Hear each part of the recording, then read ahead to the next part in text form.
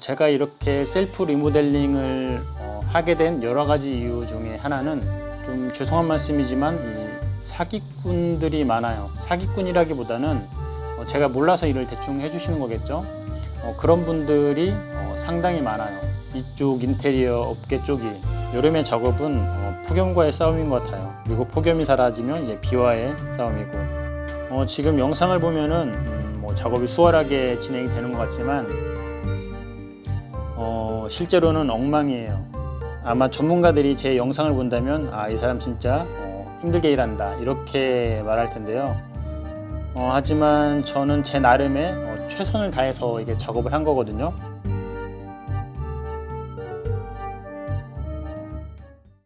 예, 안녕하세요. 반갑습니다. 아시아의 상인입니다. 제가 최근에 지붕 공사하는 영상을 3편 올렸는데요. 제가 제 영상들을 보면서 어떻게 작업을 했는지, 무엇이 힘들었는지, 가격은 얼마인지 그러한 리뷰를 한번 해보도록 하겠습니다. 지금 영상을 보면 OSB 합판을 깔고 있는 작업인데요. 처음 합판을 시공해 나갈 기준점을 잡아가는 영상입니다. 이렇게 합판을 몇 장 대보고서 이제 다 뺐죠. 그리고 기준선이 되는 먹줄을 튀어놓고 이제 작업에 들어갑니다. 지금 영상을 보면 저는 피스로 OSB 합판을 석가래에 고정을 하고 있는데 이 피스 말고 타카로도 작업이 가능하거든요. 그런데 저는 결합력이 조금 더 좋은 피스로 작업을 하고 있습니다. 이때 날씨를 보면은 매일매일이 30도가 넘는 그러한 무더위였는데요. 이 지면이 아닌 지붕에 올라가서 작업을 하다 보니까 매일매일이 거의 탈진 상태까지 가더라고요. 지금 영상을 보면은 합판 위로 그냥 지나가는 영상이 보이는데 이게 근접 촬영이 안 돼서 그런데 이게 먹줄을 튀기는 작업이었거든요. 이렇게 먹줄을 튀기고 고정을 하는 게 확실하더라고요. 안 그러면은 피스가 이 석가래를 비켜나갈 수 있기 때문에 이렇게 다 일일이 먹줄을 튀기면서 저는 피스로 OSB 합판을 고정을 했습니다. 지금 원형톱으로 OSB 합판을 자르는 영상인데요. 길이를 재서 잘라서 지붕에 고정을 해도 되지만 이렇게 온장을 올리고 원형톱을 자르는 게 더 작업이 쉽다고 느껴져서 이렇게 작업을 했습니다. 제가 지붕 공사를 하면서 힘들었다고 느꼈던 부분이 있는데 이 집이 사각이나 직사각이 아니라 물고기 모양처럼 약간 타원으로 되어 있거든요. 그리고 옆집과의 그 대지 경계선이 있기 때문에 이 지붕 석가래 공사를 직사각으로 반듯하게 할 수는 없었어요. 그렇다 보니까 약간 원형식으로 부채꼴식으로 작업을 하게 되었는데 그렇다 보니까 그 뒤에 따라오는 후공정들이 너무 힘들더라고요. 만약에 직사각으로 석가래를 450으로 잡아놨으면은 그냥 합판으로 쭉쭉쭉 이어나가면 되는데 이게 전체 모양이 타원형이다 보니까 한쪽은 길고 한쪽은 짧고 이게 부채꼴 모양이다 보니까 작업하는 게 너무 까다롭더라고요. 더군다나 처음 하는 지붕 공사를 직사각이어도 힘들었을 텐데 이렇게 부채꼴 이상한 모양의 지붕을 공사를 하다 보니까 스트레스도 조금 받기도 하고 매일매일 쉽게 지치더라고요. 아마 전문가들이 제 영상을 본다면 이 사람 진짜 힘들게 일한다 이렇게 말할 텐데요. 하지만 저는 제 나름의 최선을 다해서 이게 작업을 한 거거든요. 만약에 전문가였으면 불필요한 작업들이 없이 그냥 딱딱 떨어지게 작업을 했을 텐데 저는 올려서 잘라야 되는 작업들이 많았어요. 그리고 석가래를 450으로 걸었다고 해도 이게 또 맞지가 않더라고요. 어디는 460이 되기도 하고 그렇기 때문에 또 위에는 맞아도 아래는 틀린 경우도 있기 때문에 고생을 사서 일을 했던 거죠. 그리고 이때는 도와주는 사람이 없어서 혼자 한번 작업을 해보았는데요. 지붕 공사는 절대 혼자서는 할 수 없는 것 같더라고요. 일단 합판 하나 올리는 것도 너무 힘들었고 옆에서 잡아줄 사람도 없고 계속 모든 자재를 제가 내려가서 갖고 와야 되기 때문에 체력적으로도 지치고 정신적으로도 심리적으로도 쉽게 지치더라고요. 혼자 낑낑대며 합판 올려놓고 이제 고정을 하겠죠. 지금 방수포는 바람에 날려간 거예요. 좀 끈을 다 풀어놨더니 지금 또다시 혼자 작업을 하고 있네요. 이제 OSB 합판으로 이제 벽면을 막는 작업을 하는 거예요. 계속 혼자 재단해서 나가서 피스로 고정하고 이게 계속 왔다 갔다 하니까 힘들더라고요. 지금은 창틀 자리를 만들고 있네요. 이 옆쪽으로 보이는 풍경이 나쁘지 않아서 저렇게 작은 창틀을 만들어 놓았습니다. 이제 OSB 합판을 다 올리고 방수 시트를 작업하는 영상인데요. 방수 시트 한 롤은 1m에 10m짜리인데 이게 한 롤에 21,500원이더라고요. 그리고 한쪽 면이 끈끈이로 되어 있기 때문에 OSB 합판에 착 달라붙더라고요. 이렇게 방수 시트 작업은 아래에서 위로, 그리고 용마루 부분은 가장 마지막에 작업을 하는 거예요. 그래야지 비가 위에서 아래로 자연스럽게 흐를 수 있도록 그렇게 작업을 해주는 겁니다. 이 방수 시트 끈끈이도 잠깐 붙었다 떼면 떼어지긴 하지만 이게 접착력이 제법 생각보다는 좋아서 혼자서는 작업이 불가능하더라고요. 그래서 한쪽에서 꼭 누가 잡아주고 당기면서 작업을 해야 됐습니다. 이때도 날씨가 무척 더웠던 걸로 기억을 해요. 이때는 아침이었는데 덥더라고요. 여름의 작업은 폭염과의 싸움인 것 같아요. 그리고 폭염이 사라지면 이제 비와의 싸움이고, 이제 마지막으로 용마루 쪽에 방수 시트를 씌우고 있습니다. 지금은 지붕에 올릴 단열재랑 이제 칼라강판 주문을 위해서 이제 치수를 정확히 재고 있는 거예요. 지금 보는 영상은 비드법 2종 3호 50T짜리 단열재를 지붕에다 작업을 하는 건데요. 제가 단열재 2개를 놓고 고민을 했었거든요. 아이소핑크로 작업을 할까, 아니면 비드법 2종 3호로 작업을 할까. 비드법 2종 3호 단열재도 좋은 단열재라고 이야기들을 하더라고요. 지난 집에는 다 아이소핑크로 작업을 했거든요. 이 집은 아이소핑크 대신 비드법 2종 3호로 작업을 해보고서 어떤지 한번 제가 비교를 해보고 싶어서 이렇게 자재를 선택하게 된 거고요. 가격 차이는 2배예요. 아이소핑크가 2배로 비쌉니다. 지금 단열재를 올려놓고 위에 2치각짜리 각재를 올려서 이제 고정을 하는 건데, 지금 아래에 있는 석가래가 보이지가 않잖아요. 그렇기 때문에 석가래 끝과 끝을 찾아서 지금 이 방수 시트 위에도 다 먹선을 띄워놓은 상태거든요. 그래서 그 먹선을 보면서 이렇게 각재를 고정을 하고 있습니다. 이 집은 무엇보다는 피스로 작업을 많이 했어요. 지금은 편안하게 이렇게 영상을 보고 있는데 이때 날씨가 끔찍했어요. 너무 덥다 보니까 그냥 옥상에 앉아만 있어도 막 땀이 주룩주룩 흘렀거든요. 그리고 지금 단열재 사이는 기밀 테이프로 다 틈을 메워주고 있고요. 저도 업자가 아니고 제가 이쪽으로 전문적으로 공부한 사람도 아니고 하다 보니까 정확한 지식은 없지만 그래도 단열에서 중요한 거는 알겠더라고요. 일단 기밀이 중요하고, 그 다음에 단열재의 두께, 단열은 두꺼울수록 좋다고 하더라고요. 그리고 모든 틈은 이렇게 메꿔주는 게 좋다고 하더라고요. 이 틈이 조금 크면은 우레탄 폼으로 쏜 다음에 충진을 한 다음에 잘라내고 이렇게 기밀 테이프를 붙이면 되는데, 그 정도 틈이 아니기 때문에 이렇게 기밀 테이프로만 틈을 메우고 있습니다. 이제 단열재 작업까지 했으니까 이제 칼라강판 작업이 남았습니다. 지붕 마감 제조 칼라강판은 제가 웬만하면 타인과는 큰 다툼 없이 지내고 싶은 편인데, 제가 이번에 칼라강판을 주문하면서 진짜 크게 싸울 뻔 했거든요. 결국에는 싸우지 않고 제가 참았는데, 저 같은 초보들이 자재를 사러 가게 되면은 질문이 많을 수밖에 없거든요. 모르는 게 많기 때문에. 이제 자재들을 파시는 업자분들 입장도 제가 모르는 건 아닌데, 빨리빨리 물건을 팔아야 되는데 저 같은 사람이 가서 질문을 하게 되면 귀찮을 수 있잖아요. 그래서 저는 가급적이면 질문이 있을 때는 사람들이 안 가는 시간을 찾아서 가서 좀 질문 좀 드리면서 자재를 사는 편인데, 칼라강판 업체가 그렇게 많지는 않아요. 제조하는 곳이. 그 중에 한 곳을 찾아갔어요. 사람이 없는 시간에 찾아가서 칼라강판을 주문을 했죠. 그렇게 처음에 칼라강판을 주문을 하고서 두 번째 주문하러 갔어요.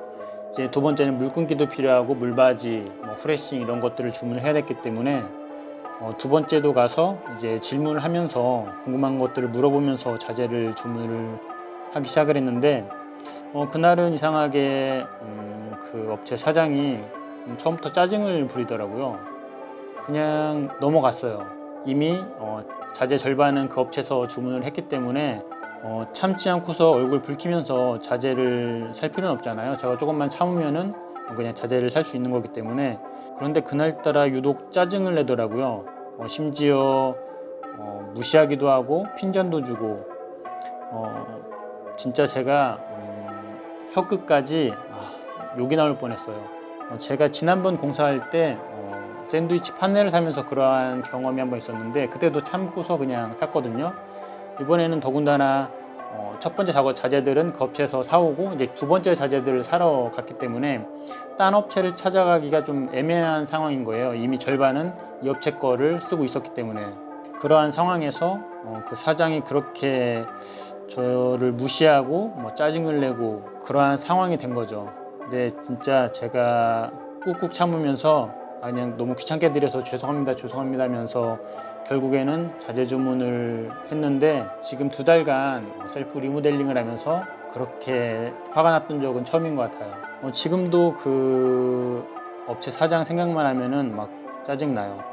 그 정도로 아직까지도 분이 풀리지 않았는데 그 정도로 제가 화가 났음에도 불구하고 그래, 내가 주문하는 것이 내가 이기는 것이다, 이렇게 오기로 끝까지 죄송합니다 하면서 주문을 해서 자재를 받아서 이렇게 공사를 끝낸 거죠. 저 같은 초보들이 자재를 살 수도 있는 거잖아요. 간혹 그런 사람들을 만날 때면 진짜 아무것도 하고 싶어지지가 않더라고요. 그래도 결국에는 이렇게 끝냈으니까 다행입니다. 어찌되었든 저는 그분이 잘 되지 않았으면 좋겠네요. 이제 지붕 마지막 공사입니다.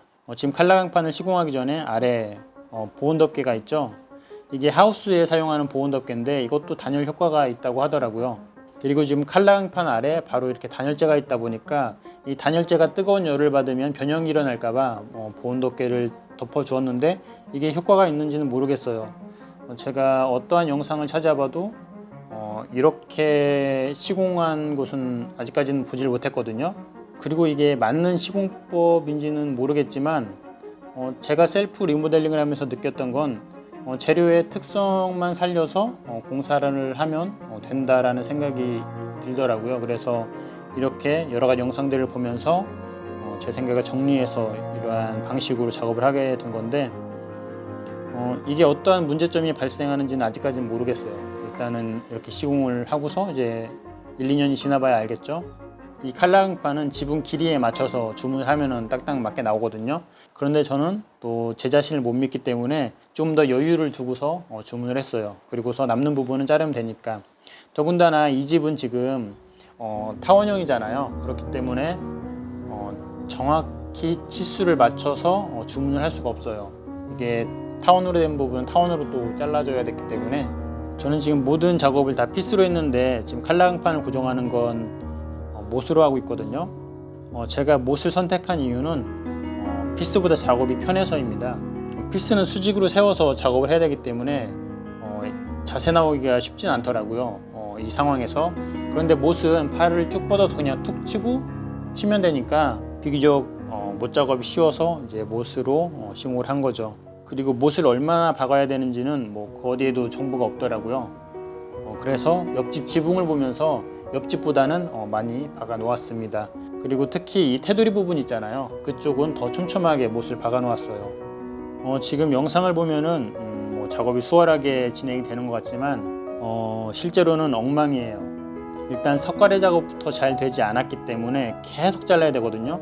OSB 합판도 잘라야 됐지, 그 위에 단열재도 잘라야 됐지, 지금 올리는 칼라강판도 잘라야 되는데 또 문제는 제가 작업을 해보지 않았기 때문에 그냥 이렇게 하면 더 편하겠다라는 생각을 했는데 그 생각이 틀린 거죠. 그래서 불필요한 잡일들 때문에 공사 기간이 좀 더 길어졌죠. 이때 길이가 맞지 않는 부분은 이제 그라인더로 잘랐습니다. 이때도 무척 더웠던 날로 기억을 해요. 이렇게 후레싱 작업을 해주면은 비가 들이닥쳐도 옆면이 젖지 않겠죠. 그리고 이 처마 아래쪽, 거기를 처마 덴조라고 하는 것 같더라고요. 그 부분은 마감을 저처럼 합판으로 해서 페인트를 칠하는 사람도 있고, 조금 더 깔끔하게 하고 싶은 사람들은 리빙보드라고 해서 욕실 천장재로 쓰는 게 있더라고요. 그걸로 마감을 하시는 분들도 계신데 저는 앞서 설명했다시피 이 집이 지금 반듯하지가 않아요.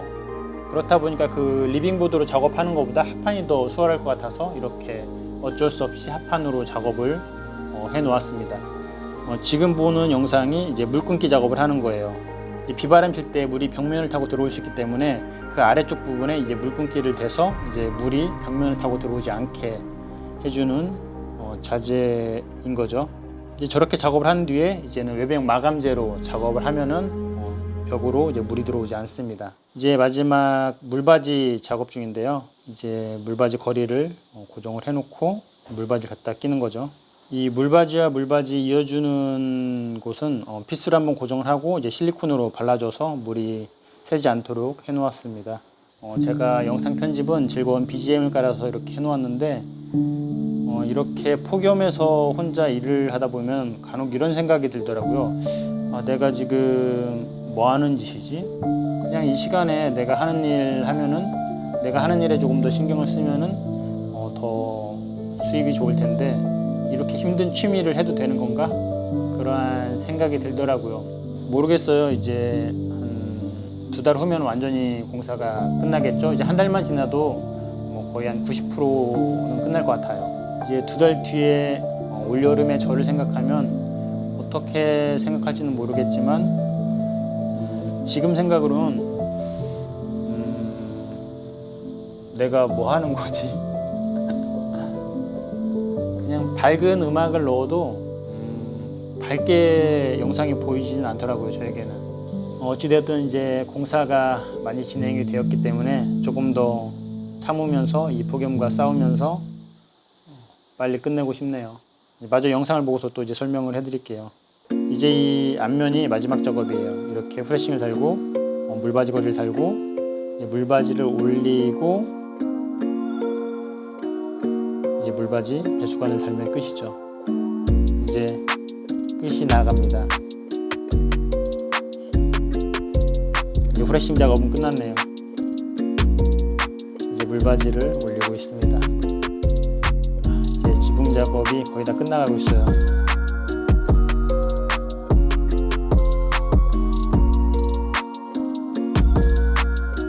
날은 참 맑은데 너무 더워요. 이제 지붕 작업이 끝났습니다. 만약에 이 지붕을 맡겼으면은 한 400-500 정도가 들었을 거예요. 이게 지붕 공사가 좀 까다롭고 하다 보니까 그냥 직사각으로 탁탁 떨어지면 괜찮은데 이게 옆 집들과 경계선이 또 맞물려 있기 때문에 그것 때문에 이렇게 모양이 이상해진 거거든요. 그래서 이제 400 전후에 이제는 공사비가 나왔을 텐데, 그런데 제가 들어간 비용은 지붕 칼랑판 관련된 비용이 한 160, 그 다음에 단열재가 한 3-40 정도, 그 다음에 합판이 들어갔네요. 합판 가격은 제가 찾아보고서 자막으로 넣어드릴게요. 그렇게 해서 이렇게 작업을 끝내게 된 건데, 이 영상을 보고서 따라 하라는 건 아니고 그냥 본인 집 지붕 수리를 하는 경우가 있다면 참고를 하시면 될 것 같아요. 저도 여러 가지 영상들을 참고하면서 이게 좋겠다라는 생각이 들어서 이렇게 진행을 한 거기 때문에 제 영상을 참고하고 가격도 참고하면서 이제 견적도 받아서 진행을 하시면 될 것 같아요. 제가 이렇게 셀프 리모델링을 하게 된 여러 가지 이유 중에 하나는, 좀 죄송한 말씀이지만 사기꾼들이 많아요. 사기꾼이라기보다는 제가 몰라서 일을 대충 해주시는 거겠죠. 그런 분들이 상당히 많아요. 이쪽 인테리어 업계 쪽이. 차라리 그 돈 들여서 그냥 그렇게 공사를 하느니 내가 직접 좋은 자재로 한번 해보겠다라는 생각으로 한 면도 없지 않아 있기 때문에, 이제 마지막으로 결론을 내리면 지붕은 웬만하면 업자한테 맡기는 게 좋겠다라는 생각이 들었어요. 만약에 저처럼 시간적 여유가 많으신 분들이라면 한번 해볼 만도 한 것 같아요. 그런데 웬만하면 이 한여름은 피하면 좋을 것 같고 웬만하면 맡겼으면 좋겠다라는 결론이 나네요.